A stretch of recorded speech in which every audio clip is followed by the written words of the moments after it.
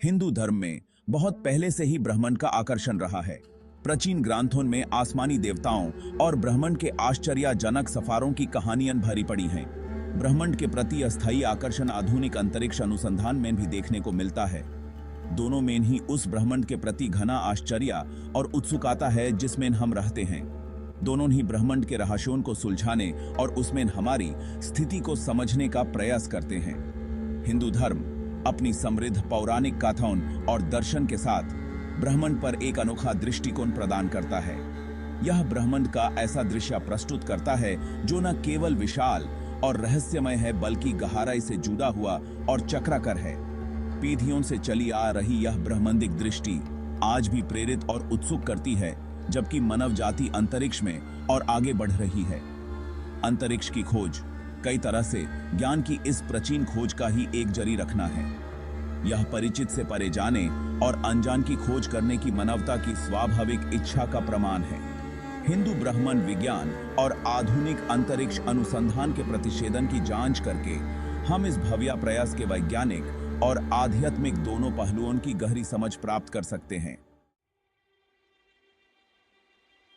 हिंदू ब्रह्मांड विज्ञान के सबसे आकर्षक पहलुओं में से एक है समय और सृष्टि के प्रति उसका चक्राकार दृष्टिकोण। हिंदू धर्म में समय और सृष्टि को एक अनंत चक्र के रूप में देखा जाता है, जिसमें हर अंत एक नए आरंभ का संकेत होता है। ये दृष्टिकोण हमें याद दिलाता है कि हर चीज, चाहे कितनी भी स्थायी क्यों ना लगे, एक दिन परिवर्तन और पुनर्जन्म के चक्र में प्रवेश करती है। कई संस्कृतियों में प्रचलित समय की रैखिक धारणा के विपरीत हिंदू धर्म ब्रह्मांड को सृष्टि, स्थिति और विनाश के अनंत चक्र से गुजरते हुए देखता है। ये चक्र न सिर्फ ब्रह्मांड के विकास को बल्कि जीवन के हर पहलू को भी व्यक्त करता है। हर प्राणी, हर वस्तु और हर विचार इस अनंत चक्र का एक हिस्सा है जो निरंतर घूमता रहता है। इस ब्रह्मांडिक नृत्य को अक्सर ब्रह्मा, विष्णु और महेश की त्रिमूर्ति द्वारा व्यक्त किया जाता है। ब्रह्मा सृष्टि के देवता हैं, विष्णु पालन और स्थिति के, और शिवा विनाश और पुनर्जन्म के। ये तीन देवता मिलकर एक ऐसा चक्र बनाते हैं जो ब्रह्मांड के हर पहलू को व्यक्त करता है। ब्रह्मा नई सृष्टि का आरंभ करते हैं, विष्णु उसका पालन करते हैं और शिवा उसका अंत करके नए आरंभ का मार्ग प्रशस्त करते हैं। आधुनिक विज्ञान, विशेष रूप से बिग बैंग थ्योरी, ब्रह्मांड की उत्पत्ति के बारे में कुछ ऐसा ही दृष्टिकोण प्रस्तुत करता है। बिग बैंग थ्योरी के अनुसार ब्रह्मांड एक विस्फोट से उत्पन्न हुआ था जो एक सिंगुलैरिटी से शुरू हुआ था। यह विस्फोट इतना प्रबल था कि इसने ब्रह्मांड को हर दिशा में फैला दिया और तब से ब्रह्मांड का विस्तार हो रहा है। यद्यपि चक्राकार मॉडल के समान नहीं, बिग बैंग थ्योरी एक ऐसे ब्रह्मांड का सुझाव देता है जो एक सिंगुलैरिटी से उत्पन्न हुआ था और का विस्तार जारी है। यह विस्तार इतना तेजी से हो रहा है कि हमारे लिए इससे समझना मुश्किल है, लेकिन कुछ वैज्ञानिकों का मानना है कि यह विस्तार एक दिन रुकेगा और ब्रह्मांड फिर से संकुचित होगा। कुछ वैज्ञानिकों का मानना है कि यह विस्तार अंततः एक संकुचन के बाद हो सकता है, जिससे एक और सिंगुलैरिटी और संभावित रूप से सृजन का एक और चक्र हो सकता है। ये दृष्टिकोण हिंदू धर्म के चक्राकार मॉडल से मिलता जुलता है, जिसमें हर अंत एक नए आरंभ का संकेत होता है। इस दृष्टिकोण से हम समझ सकते हैं कि ब्रह्मांड का विकास और विनाश एक अनंत चक्र का हिस्सा है। प्राचीन हिंदू ब्रह्मांड विज्ञान और आधुनिक वैज्ञानिक सिद्धांतों के बीच यह दिलचस्प समानता समय और अस्तित्व की प्रकृति को समझने की स्थायी मानवीय खोज को उजागर करती है। ये समानता हमें दिखाती है कि भले ही हमारे विचार और विचारधाराएं अलग हो सकती हैं, लेकिन हम सब एक ही सत्य की खोज में हैं। ये सत्य हमें समय और सृष्टि के अनंत चक्र को समझने में मदद करता है। यह बताता है कि भाषा और अभिव्यक्ति में भरी अंतरों के बावजूद ब्रह्मांड के बारे में अंतर्निहित सार्वभौमिक सत्य हो सकते हैं जो सांस्कृतिक सीमाओं से पारे हैं। ये सत्य हमें एक दूसरे से जोड़ने का काम करते हैं और हमें याद दिलाते हैं कि हम सब एक ही ब्रह्मांड का हिस्सा हैं। यह ब्रह्मांड जो अनंत और अपार है, हमें अपनी स्थिति और अपने अस्तित्व को समझने का अवसर प्रदान करता है। चक्राकार मॉडल सभी चीजों की क्षणभंगुरता पर एक गहरा दृष्टिकोण प्रदान करता है। ये हमें याद दिलाता है कि हर चीज, चाहे कितनी भी स्थायी क्यों न लगे, एक दिन परिवर्तन और पुनर्जन्म के चक्र में प्रवेश करती है। यह दृष्टिकोण हमें जीवन के हर पहलू को समझने में मदद करता है और हमें याद दिलाता है कि हर अंत एक नए आरंभ का संकेत होता है। यह हमें याद दिलाता है कि परिवर्तन ब्रह्मांड का एक अंतर्निहित पहलू है, सबसे छोटे कणों से लेकर सबसे बड़ी आकाशगंगाओं तक। हर चीज चाहे कितनी भी छोटी या बड़ी क्यों ना हो, इस अनंत चक्र का हिस्सा है। ये चक्र हमें याद दिलाता है कि हम सब एक ही ब्रह्मांड का हिस्सा हैं और हम सब एक ही सत्य की खोज में हैं। सृजन और विनाश का यह चक्रीय नृत्य ब्रह्मांड की एक मूलभूत लय है और इसे समझना इस भव्य ब्रह्मांडिक योजना के भीतर हमारे स्थान को समझने की कुंजी है। ये नृत्य हमें याद दिलाता है कि हम सब एक ही ब्रह्मांड का हिस्सा हैं और हम सब एक ही सत्य की खोज में हैं। ये सत्य हमें समय और सृष्टि के अनंत चक्र को समझने में मदद करता है और हमें अपनी स्थिति और अपने अस्तित्व को समझने का अवसर प्रदान करता है। हिंदू पौराणिक कथाएं देवताओं और देवस के ब्रह्मांड में यात्रा करने की कहानियों से भरी हुई हैं। ये कहानियां न सिर्फ रोचक हैं, बल्कि प्राचीन भारत के लोगों की कल्पना और विज्ञान के प्रति उनकी रुचि को भी दर्शाती हैं। यह आसमानी यात्राएं, जिसे अक्सर रथों या पौराणिक प्रतुरों पर उड़ान के रूप में दर्शाया जाता है, प्राचीन हिंदू कल्पना की आकर्षक झलकियां प्रदान करती हैं। यह रथ और विमान जो देवताओं के वाहन के रूप में प्रचलित हैं, हमें प्राचीन समय के लोगों की विज्ञान और कल्पना की सीमाओं को समझने में मदद करते हैं। उदाहरण के लिए पुष्पक विमान रामायण में वर्णित एक उड़ने वाला महल है जो अविश्वसनीय गति से विशाल दूरी की यात्रा करने में सक्षम है। यह विमान न सिर्फ एक यात्रा का माध्यम था, बल्कि एक ऐसी कल्पना थी जो आज के अंतरिक्ष यात्रा के सपनों से मिलती जुलती है। जबकि अक्सर शाब्दिक रूप से व्याख्या की जाती है, इन मिथकों को रूपकों के रूप में भी समझा जा सकता है। ये रूपक हमें यह बताते हैं कि प्राचीन समय के लोग भी आज की तरह ही ब्रह्मांड के रहस्यों को समझने और उन्हें सुलझाने की कोशिश करते थे। वे अजनत का पता लगाने और अपनी सांसारिक सीमाओं को पार करने की मानवता की सहज इच्छा का प्रतिनिधित्व करते हैं। ये इच्छा हमेशा से मानव मानसिकता का एक हिस्सा रही है, चाहे वो प्राचीन समय हो या आज का युग। विमान और अन्य पौराणिक वाहन गुरुत्वाकर्षण के खिंचाव से मुक्त होने और आकाशीय विस्तार में उद्यम करने के लिए तरस रही प्रजातियों की आकांक्षाओं का प्रतीक हैं। ये वाहन हमें यह याद दिलाते हैं कि मानव हमेशा से ही अपनी सीमाओं को तोड़ने और नए आकाश को छूने की कोशिश करता आया है। आसमानी यात्राओं की कहानियां अंतरिक्ष यात्रा के आधुनिक प्रयास के साथ गहरी प्रतिध्वनि होती हैं।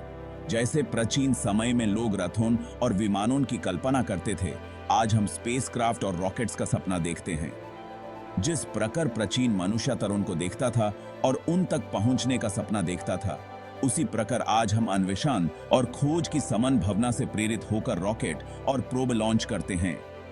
ये भावना हमेशा से ही मानवता का एक हिस्सा रही है, जो हमें नए नए आविष्कार और खोज करने के लिए प्रेरित करती है। पीढ़ियों से चली आ रही ये पौराणिक कथाएं हमें संभव की सीमाओं को आगे बढ़ाने और ब्रह्मांड का पता लगाने के लिए प्रेरित करती रही हैं।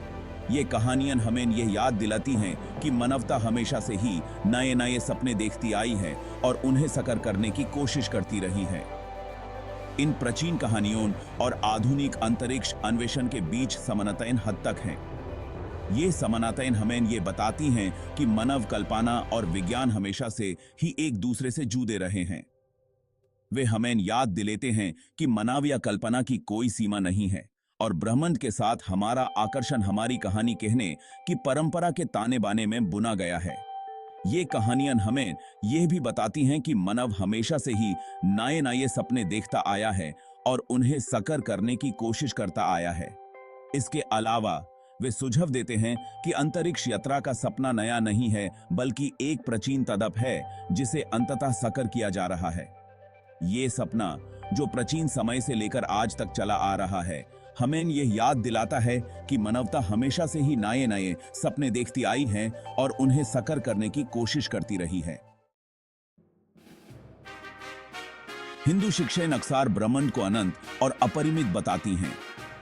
ये अनंतता और अपरिमितता एक ऐसे ब्रह्मांड का संकेत देती है जो हमारी समझ से परे है, जहां हर एक तरह, हर एक ग्रह और हर एक प्राणी अपनी अलग कहानियां और रहस्य छिपाए हुए हैं। अनंत ब्रह्मांड की यह अवधारणा अनगिनत दुनिया और प्राणियों से भरी हुई मॉडर्न खगोलीय टिप्पणियों के साथ प्रतिध्वनित होती है। ये अवधारणा हमें ये सोचने पर मजबूर करती है कि हमारे अलावा भी कई प्राणी और सभ्यताएं इस ब्रह्मांड में हो सकती हैं। अरबों आकाशगंगाओं की खोज, जिनमें से प्रत्येक में अरबों तारे हैं, एक ऐसे ब्रह्मांड के विचार को बल देती है जो हम कल्पना कर सकते हैं उससे कहीं अधिक विशाल है। यह विचार हमें यह सोचने पर मजबूर करता है कि हमारे अलावा भी कई प्राणी और सभ्यताएं इस ब्रह्मांड में हो सकती हैं। इस विशालता का ब्रह्मांड में जीवन की हमारी समझ के लिए गहरा निहित अर्थ है। ये हमें ये सोचने पर मजबूर करता है कि क्या हम इस विशाल ब्रह्मांड में अकेली हैं या फिर अन्य प्राणी भी इसमें जीवित हैं। ब्रह्मांड का विशाल पैमाना बताता है कि पृथ्वी ही एकमात्र ऐसा ग्रह नहीं हो सकता है जो जीवन से भरपूर हो। ये संभावना हमें अन्य ग्रहों और उनके जीवन के रूपों के बारे में सोचने पर मजबूर करती है। अलौकिक जीवन की खोज, चाहे वह सूक्ष्म हो या बुद्धिमान, इस सामूहिक संभावना से प्रेरित है कि हम इस विशाल ब्रह्मांडीय महासागर में अकेली नहीं हैं। ये खोज हमें ये सोचने पर मजबूर करती है कि अन्य प्राणियों के जीवन के रूप क्या हो सकते हैं और उनका हमारे जीवन पर क्या प्रभाव हो सकता है। अनंत ब्रह्मांड की हिंदू अवधारणा ब्रह्मांड की वास्तविक सीमा को समझने की वैज्ञानिक खोज के साथ संरेखित होती है। ये अवधारणा हमें ये सोचने पर मजबूर करती है कि हमारे अलावा भी कई प्राणी और सभ्यताएं इस ब्रह्मांड में हो सकती हैं। ये हमें हमारे ग्रह की सीमाओं से पारे सोचने और वहां मौजूद अन्य दुनियाओं और सभ्यताओं की संभावना पर विचार करने के लिए प्रोत्साहित करता है। यह विचार हमें ये सोचने पर मजबूर करता है कि अन्य प्राणियों के जीवन के रूप क्या हो सकते हैं और उनका हमारे जीवन पर क्या प्रभाव हो सकता है। ये ब्रह्मांडीय दृष्टिकोण विनम्रता और आश्चर्य की भावना को बढ़ावा देता है, हमें याद दिलाता है कि हम वास्तव में ग्रांड और समझ से बाहर की चीज का एक छोटा सा हिस्सा हैं। ये हमें ये सोचने पर मजबूर करता है कि हमारे अलावा भी कई प्राणी और सभ्यताएं इस ब्रह्मांड में हो सकती हैं। ब्रह्मांड की विशालता की ये समझ हमें इसके भीतर अपने स्थान पर विचार करने के लिए भी आमंत्रित करती है। ये हमें ये सोचने पर मजबूर करती है कि हमारे अलावा भी कई प्राणी और सभ्यताएं इस ब्रह्मांड में हो सकती हैं। क्या हम वास्तव में इस विशाल ब्रह्मांडीय विस्तार में अकेली हैं या फिर अन्य प्राणी भी इसमें जीवित हैं या अन्य प्राणी हैं शायद अपनी अनोखी संस्कृतियों और दृष्टिकोण के साथ उन्हीं सितारों को देख रहे हैं और उन्हीं सवालों पर विचार कर रहे हैं। यह विचार हमें ये सोचने पर मजबूर करता है कि हमारे अलावा भी कई प्राणी और सभ्यताएं इस ब्रह्मांड में हो सकती हैं। उन उत्तर की खोज ब्रह्मांड की हमारी खोज को आगे बढ़ाती रहती है। ये खोज हमें ये सोचने पर मजबूर करती है कि हमारे अलावा भी कई प्राणी और सभ्यताएं इस ब्रह्मांड में हो सकती हैं। वो कॉम्प्लीमेंट है।